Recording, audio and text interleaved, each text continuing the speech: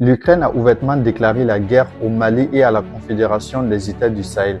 Après une attaque terroriste contre les forces armées maliennes dans le nord du pays, des bandits armés ont célébré leur victoire en arborant le drapeau ukrainien et sur les images, on pouvait voir la présence des forces étrangères. Dans le même temps, le porte-parole du service de renseignement ukrainien a affirmé que l'Ukraine soutenait les groupes armés terroristes dans le Sahel et que ces actions allaient se poursuivre. Quelques heures après, l'ambassadeur de l'Ukraine au Sénégal a confirmé cette position en exprimant sa satisfaction quant à la collaboration de son pays avec les groupes armés terroristes. Pourquoi l'Ukraine s'implique-t-elle ouvertement dans cette guerre au Sahel? Si les autorités ukrainiennes mentionnent Wagner et la Russie, il faut rappeler que le Mali n'a envoyé aucun renseignement ou aucun soutien militaire à la Russie dans sa guerre contre l'Ukraine. Le Mali a toujours défendu une position de neutralité entre la Russie et l'Ukraine qui a été confirmée dans le récent communiqué. Cette situation et ce comportement de l'Ukraine pourraient s'expliquer par la faiblesse des États africains qui sont incapables de s'unir pour défendre la paix sur le continent,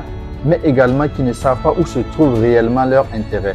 Certains pensent que leurs intérêts se trouvent dans les intérêts des Occidentaux. De nombreux pays à travers le monde collaborent avec la Russie, mais l'Ukraine ne s'aventure pas à les affronter de la même manière. Le ministre des Affaires étrangères du Sénégal a convoqué l'ambassadeur ukrainien à Dakar pour dénoncer ce comportement. Mais pour moi, il faut aller plus loin et l'expulser tout simplement du Sénégal pour apologie du terrorisme. Car si le Mali tombe aujourd'hui, le Sénégal en subira toutes les conséquences. Le Mali, dans un communiqué, a annoncé rompre ses accords diplomatiques avec l'Ukraine. Une fois de plus, il faut que les autres pays de l'AES suivent le pas. C'est une situation très grave qui mérite la condamnation de tous les Africains, peu importe leur opinion. Que doit-on penser des récentes ouvertures d'ambassades ukrainiennes dans nos pays, par exemple en Côte d'Ivoire?